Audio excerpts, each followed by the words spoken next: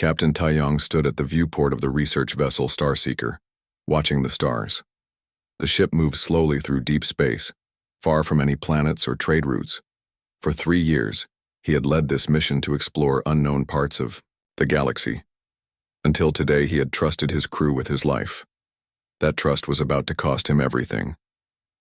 "Captain, we need you to check the escape pod systems," said Ji-hoon, his second in command.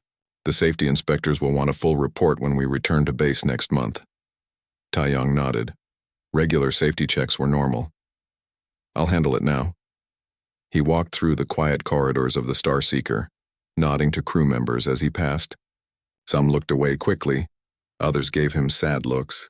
At the time, Taeyong thought they were just tired from the long mission. Later, he would remember these signs and wonder how he missed them. The escape pod bay was empty when he arrived. Taeyong entered the main pod and began the system check. The door closed behind him with a soft hiss. "Ji-hoon," Taeyong called through the comm. The door sealed automatically. "Can you reset it from the outside?" Silence answered him. Then Ji-hoon's voice came through, cold and different from his usual friendly tone. "The door didn't malfunction, Captain. I closed it." A chill ran down Taeyong's spine. "What's going on?" "Open the door. That's an order." "I'm afraid I can't do that. The crew and I have made a decision." Ji-hoon's voice was calm. "We found something valuable on that dead planet last week, something that will make us all very rich, if we sell it to the right people instead of giving it to the Federation." Taeyong's mind raced. Last week, they had discovered strange ruins on an abandoned planet. Inside, they found a small device that seemed to bend light around it. The science team couldn't explain it. Taeyong had ordered it sealed and prepared for transport back to Federation scientists. The artifact? Ji-hoon, we don't even know what it does. It could be dangerous. It changes space and time somehow.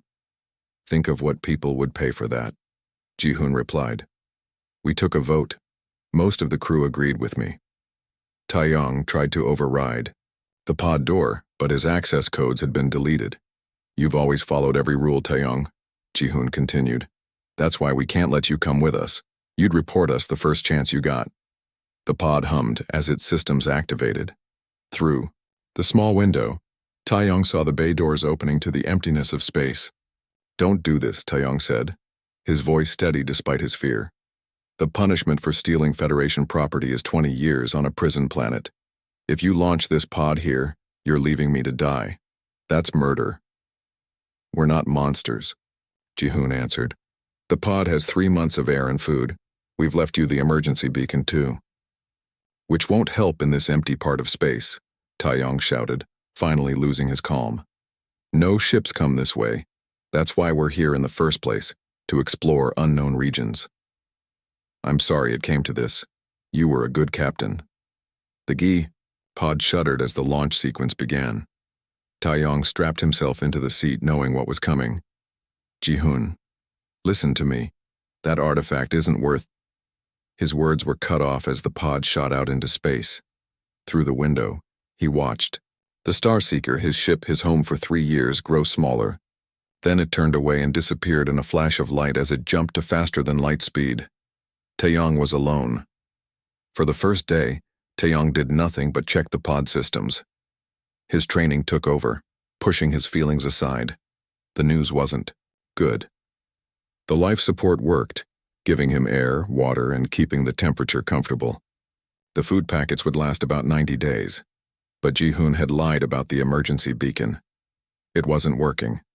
When Taeyong opened the control panel, he found parts missing. The pod could receive signals, but not send them. No one would hear his calls for help. Taeyong sat in the pilot's seat staring at nothing.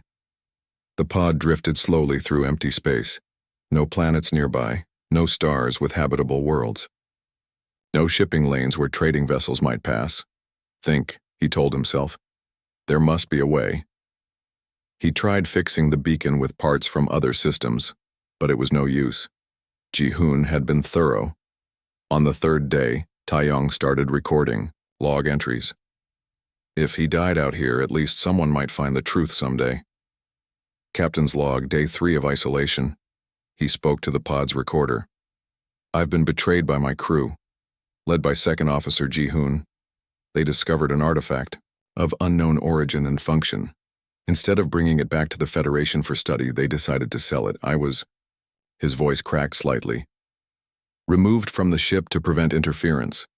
He took a deep breath and continued, forcing his voice to remain professional. The artifact appears to manipulate space-time in ways our science cannot yet explain. In the wrong hands, it could be dangerous. If anyone finds this record, the Starseeker must be located and the artifact secured. Days passed. Taeyong kept himself busy by exercising in the small space, rationing his food carefully, and continuing to try different ways to repair the beacon. None worked. By the second week, he began talking to himself. By the third week, he imagined his wife Minji sitting across from him. He knew she wasn't really there. Minji was back on their homeworld, probably wondering why his regular messages had stopped.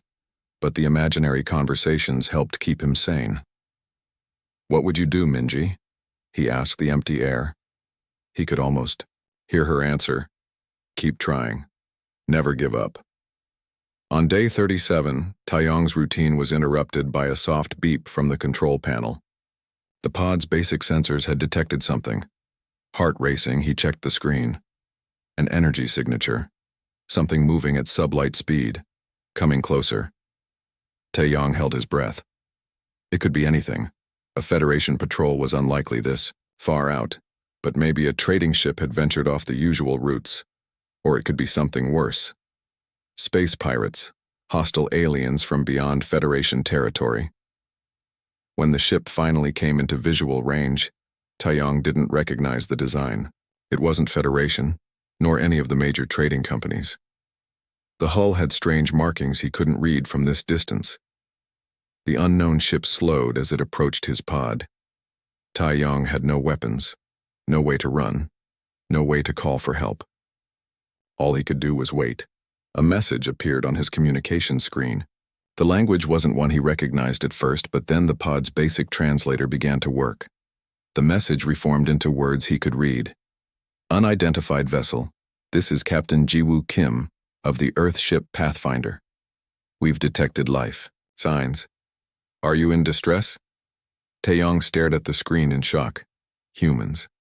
He had heard of them, a young species new to space travel.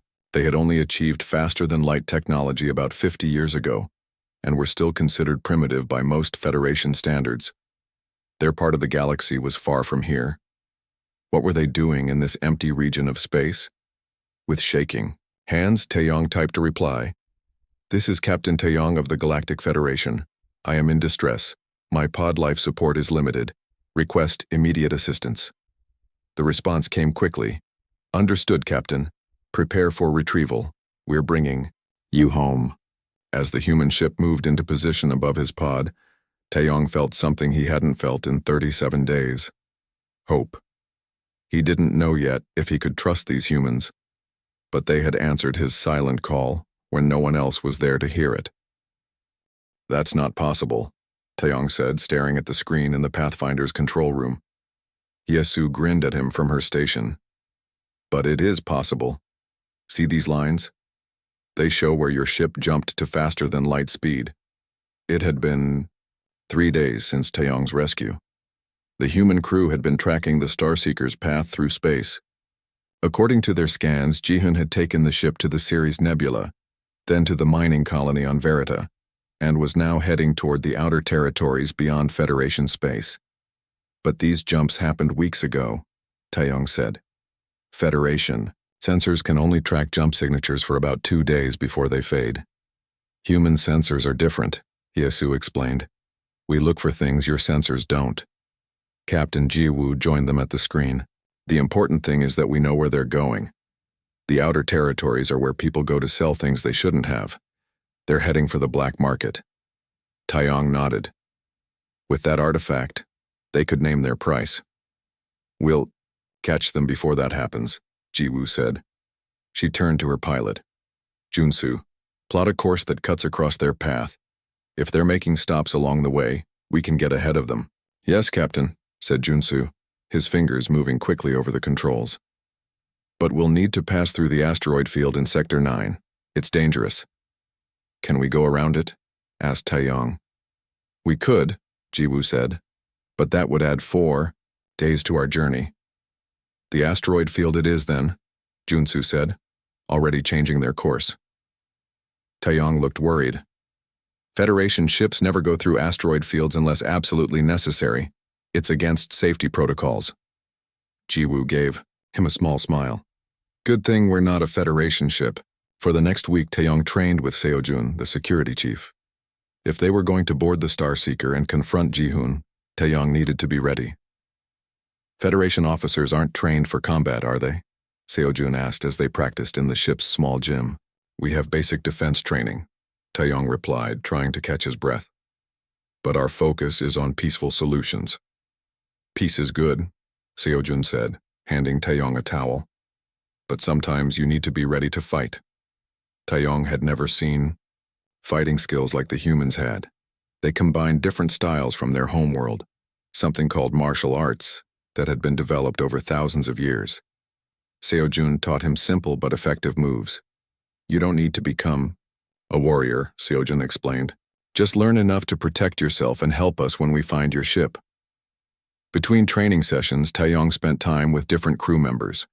He helped Sunmi research the type of artifact that had been found using the Pathfinder's database. He worked with Haisu to understand the ship's unusual engines. He even spent time in the kitchen, learning to cook simple human foods. The humans worked as a team, but in a way that was different from Federation crews. There was more joking, more friendly arguments, more personal connections.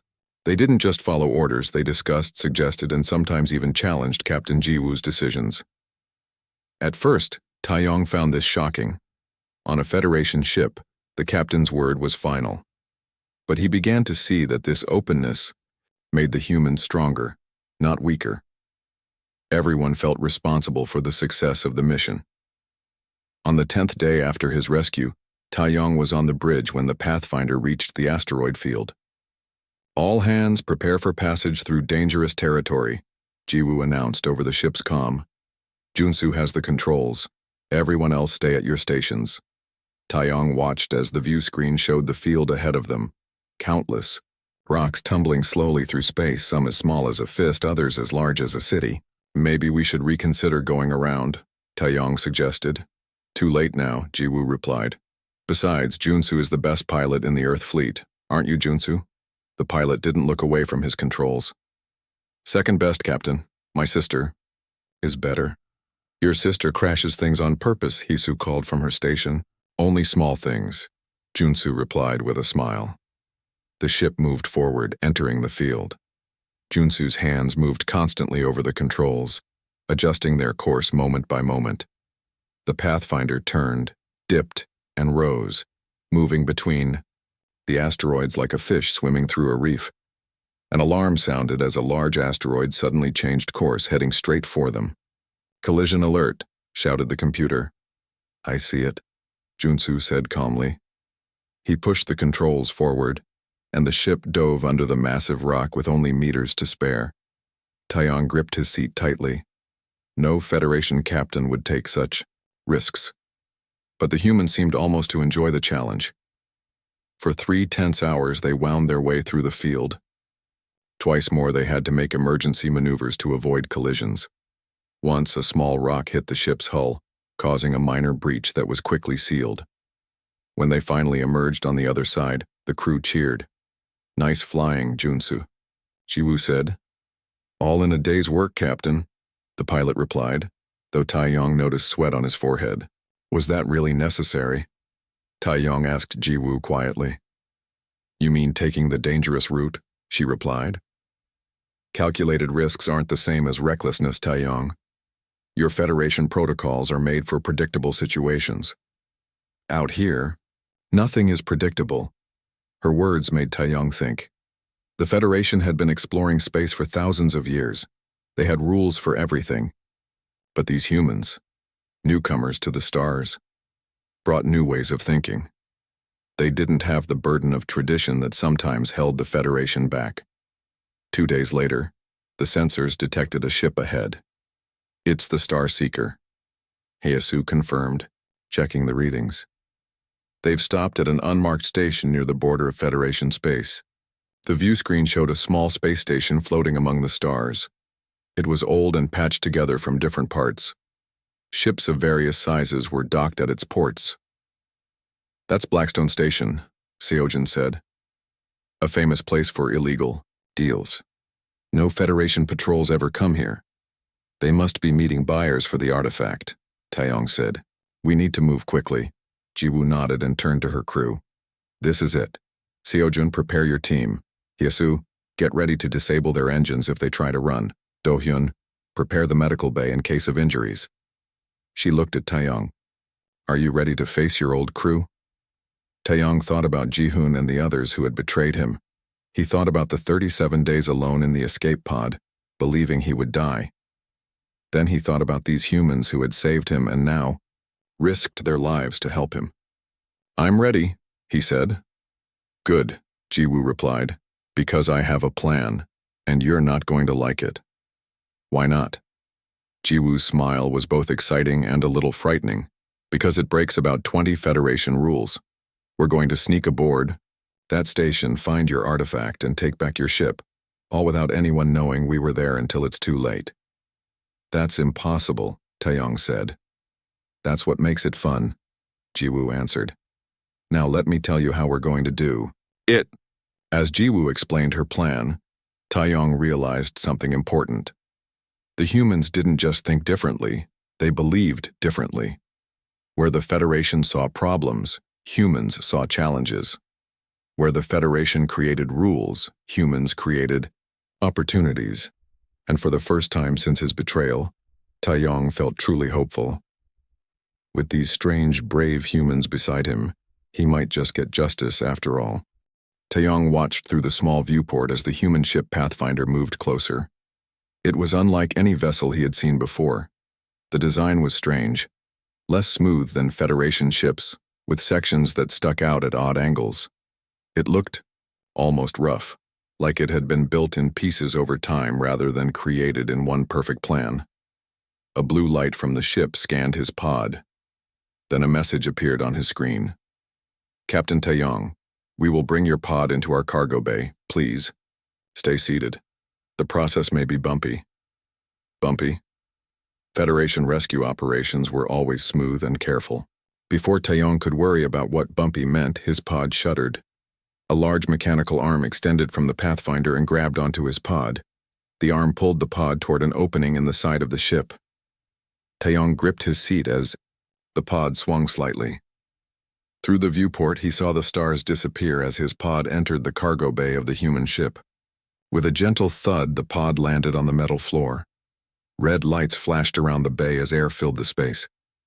Taeyong watched humans in work suits move quickly around his pod.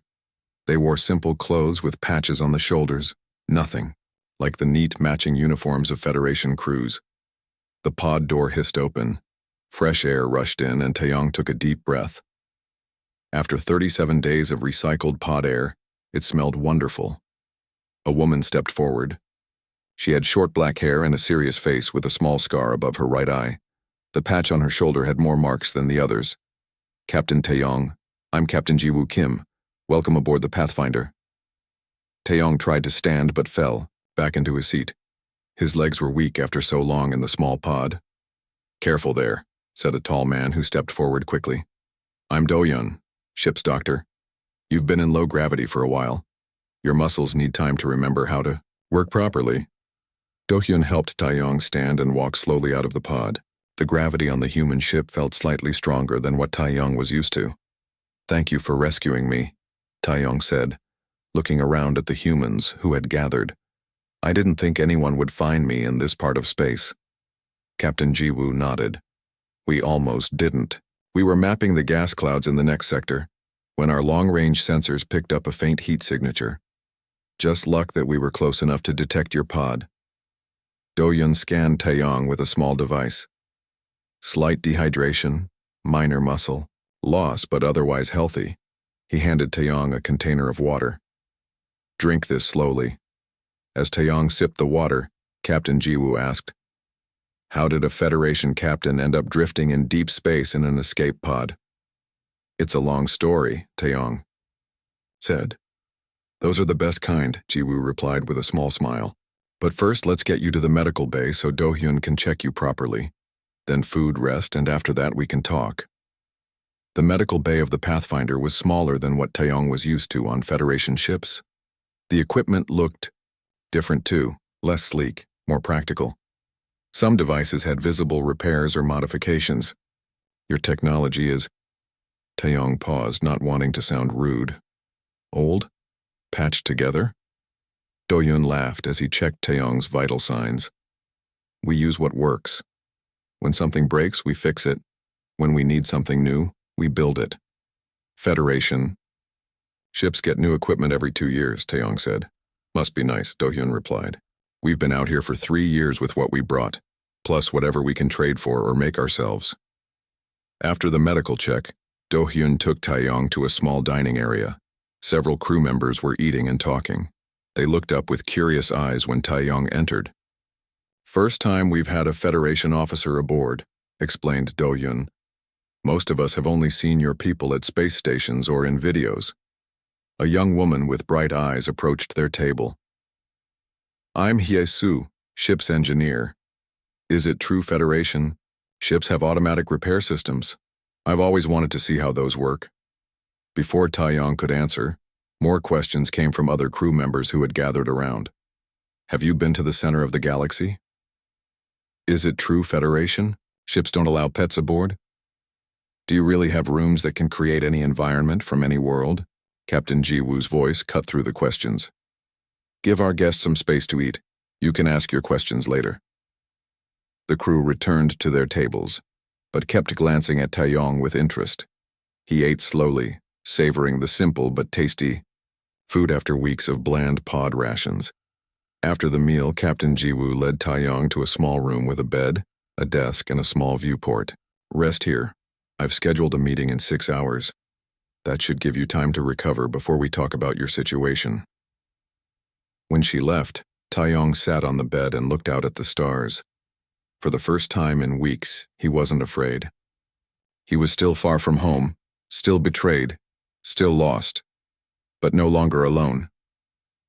6 hours later, Taeyong entered the ship's meeting room. Captain Jiwoo sat at the head of a simple metal table. With her were 4 others: Do-hyun the doctor, Hye-soo, the engineer, a serious-looking man introduced as Seojin, the security chief, and an older woman named Sunmi, who served as the ship's science officer. Now, said Captain Jiwoo after Taeyong sat down, tell us how you ended up in that pod. Taeyong told them everything: the research mission, finding the strange artifact, Ji-hoon's betrayal, and being cast adrift in the escape pod. They sabotaged the emergency beacon, he finished. Ji-hoon wanted me to die out there slowly with no hope of rescue. The humans exchanged looks. Seojin's face hardened with anger. Even the usually cheerful Hye-soo looked grim. This artifact, Sunmi asked. What exactly did it do? Taeyong shook his head. We weren't sure.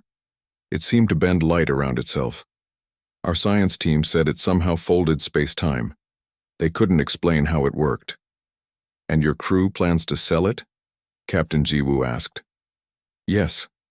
Probably to one of the criminal groups that operate outside Federation space. The technology could be worth a fortune, or it could be very dangerous in the wrong hands. The room fell silent for a moment. Then Jiwoo looked around at her officers. Some kind of unspoken communication passed between them. Well, she said, finally, I think our mapping mission just changed. Taeyong blinked in surprise. What do you mean? We're going after your ship, Jiwoo said simply. That's... Taeyong struggled to find words. The Starseeker has a head start of over a month. They could be anywhere by now. Hye-soo smiled. Not a problem. Every ship leaves a trace when it jumps to faster than light speed, like ripples in water. Most people can't detect them after a few days, but we've got some special equipment that can track older jumps. Equipment that isn't exactly standard, added Seojin with a small smile. Taeyong looked at each of them in turn. Why would you do this? It's dangerous. The artifact isn't your problem. A ship captain was betrayed and left to die, Jiwoo said. That makes it everyone's problem. Besides, humans have a saying, the only thing necessary for evil to triumph is for good people to do nothing. Federation protocols would require. Jiwoo cut him off with a wave of her hand. We're not Federation. We don't need 3 meetings and approval from 5 departments to do the right thing. But, no buts. Jiwoo stood up. Hyesu, start scanning for the Starseeker's jump signature. Seojin, prep the security team for possible boarding action. Sunmi, gather everything you can about this artifact from our databases.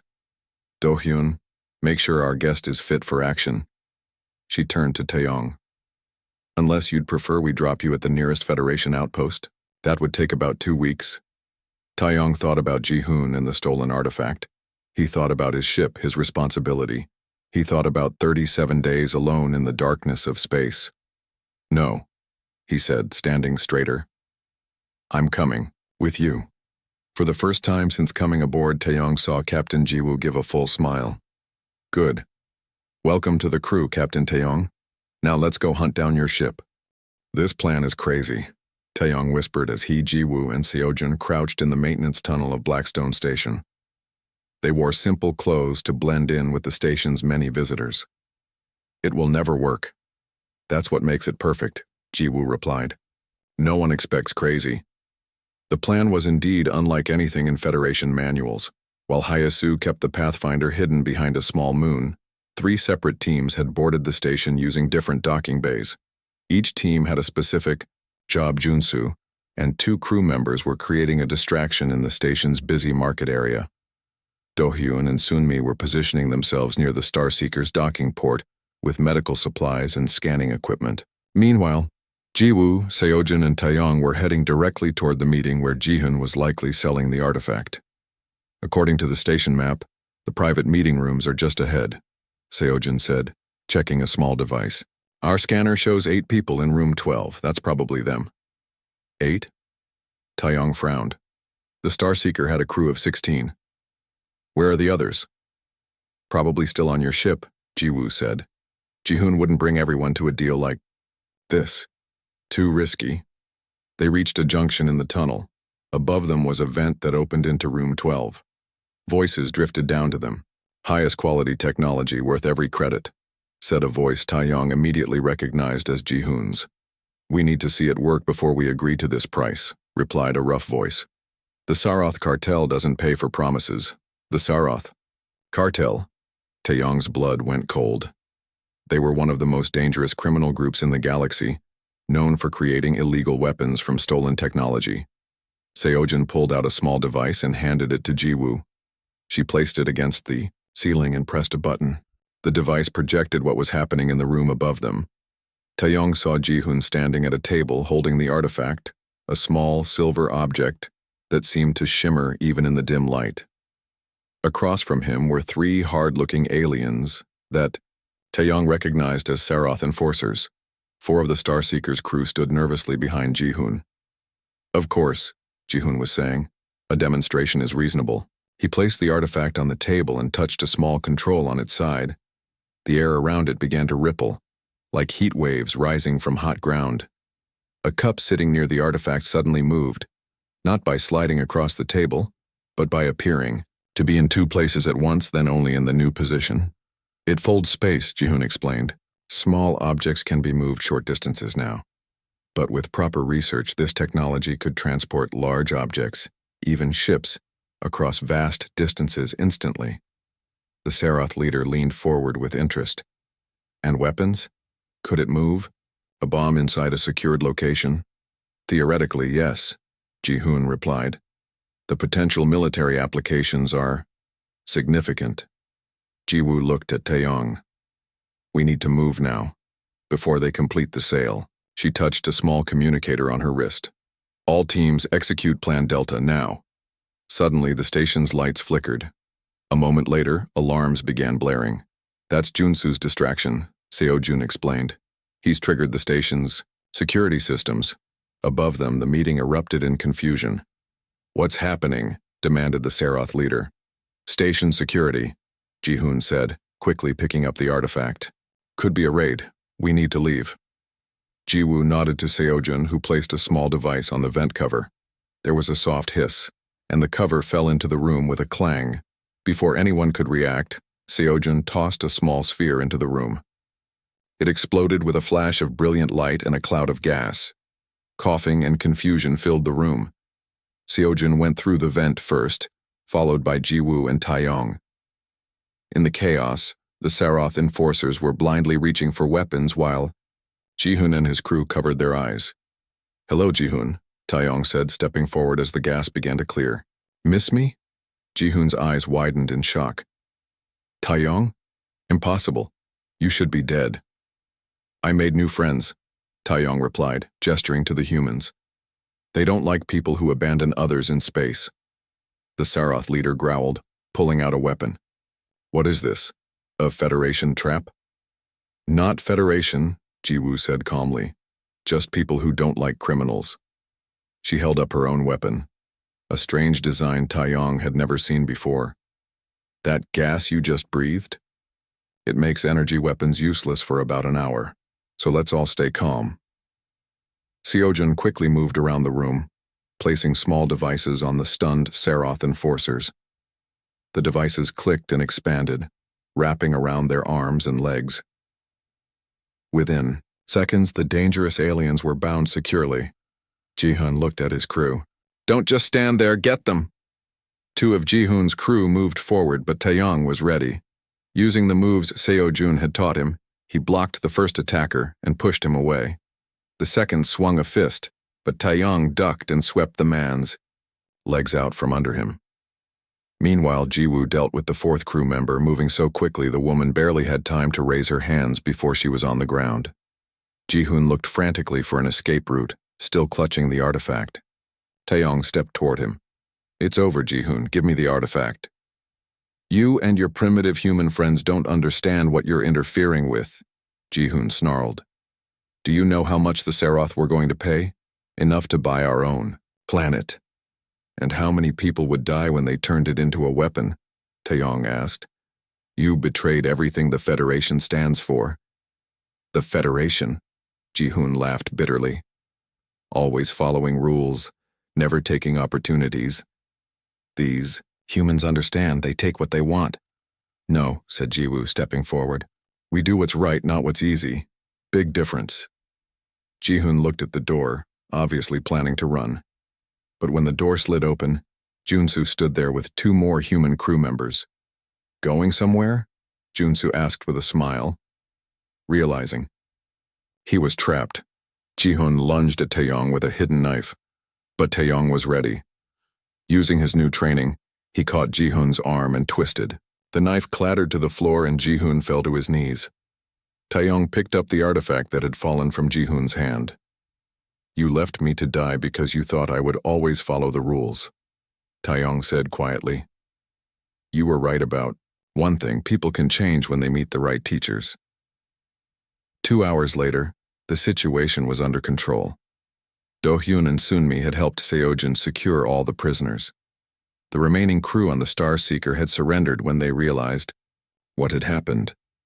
I've sent a message to the nearest Federation patrol, Taeyong told Ji-woo as they stood in the Star Seeker's control room.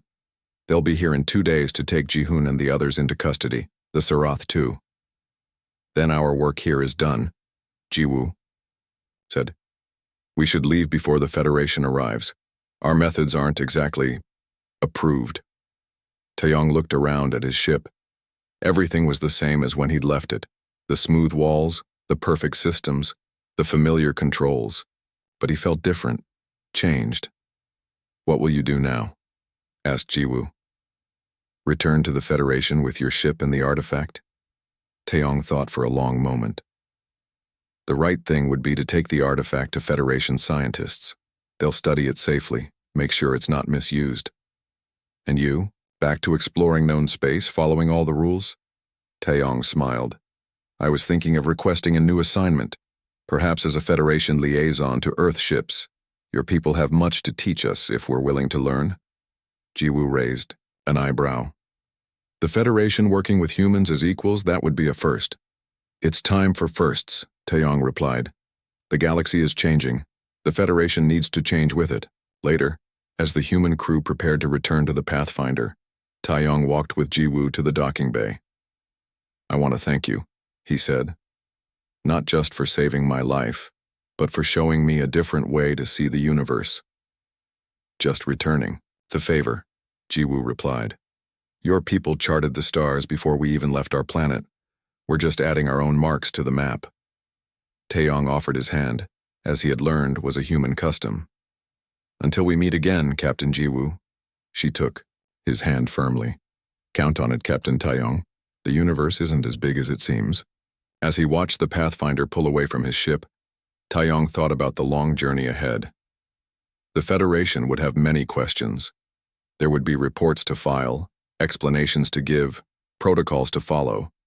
But now he knew something important. Sometimes the best path forward wasn't in any manual or regulation. Sometimes you had to make your own path, the human way. And somewhere in deep space, he knew Captain Jiwoo and her crew were already looking for their next adventure, their next impossible challenge to overcome. That was humanity's greatest strength. They didn't just reach for the stars. They grabbed them with both hands,